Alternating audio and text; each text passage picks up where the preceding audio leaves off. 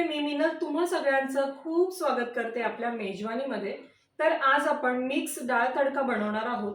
ज्यावेळी आपल्याला अतिशय घाई असते किंवा अचानक ज्यावेळी आपल्या घरी पाहुणे येतात तेव्हा आपल्याला जेवण घाईमध्ये बनवायचं असतं, पण टेस्टी सुद्धा असायला हवं असं ज्यावेळी वाटतं त्यावेळी तुम्ही हा डाळ तडका नक्की बनवून बघा। जी डाळ तुम्ही जीरा राईस बरोबर सर्व करू शकता, पाहुणेही खुश होतील आणि तुम्हाला सुद्धा खूप चांगलं खाऊ घातल्याचं समाधानही मिळेल।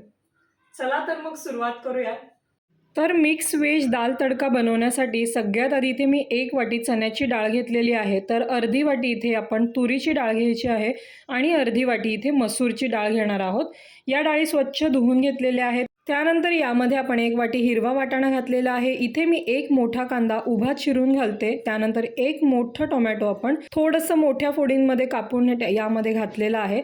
8 ते 10 पाकळ्या लसणाच्या आणि 2 इथे मी मिरच्या कापून घातलेल्या आहेत। त्यानंतर थोडंसं 2 ते 3 चमचे तेल घालायचं, अर्धा चमचा हळद, अर्धा चमचा लाल तिखट घातलेला आहे, 1 चमचा धना पावडर घालायची, चवीनुसार मीठ घालूयात आपण। त्यानंतर यामध्ये आता आपण पाणी घालणार आहोत। डाळ शिजण्यापुरतं पाणी यामध्ये घालायचं आहे। चण्याची डाळ शिजण्यासाठी थोडं जास्त पाणी लागतं, त्यामुळे थोडं मी जास्त पाणी ते घातलेलं आहे। सगळं मिक्स करून घेऊयात। कुकरला झाकण लावायचं आणि याला आपण 4 ते 5 शिट्ट्या काढणार आहोत।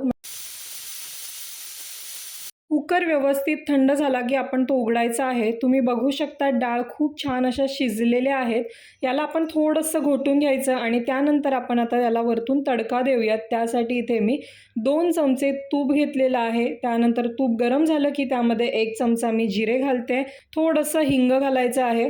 त्यानंतर यामध्ये मी 5 ते 6 लसणाच्या पाकळ्या घातलेल्या आहेत, कढीपत्ता घालायचा आहे, त्यामुळे तडक्याला खूप छान टेस्ट येते। अर्धा चमचा लाल तिखट घालते, अर्धा चमचा काश्मीरी पावडर कलरसाठी घालते मी। हा तडका आपण मिक्स करून घेऊयात।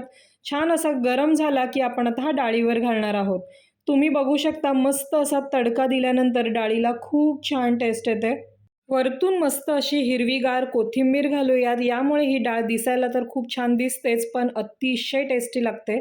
ही डाळ जीरा राईस बरोबर अप्रतिम लागते। तुम्ही सुद्धा या पद्धतीने एकदा डाळ नक्की बनवून बघा। कशी होते ते मला कमेंटमध्ये कळवा आणि जर व्हिडिओ आवडला असेल तर प्लीज व्हिडिओला लाईक, शेअर, सबस्क्राईब नक्की करा।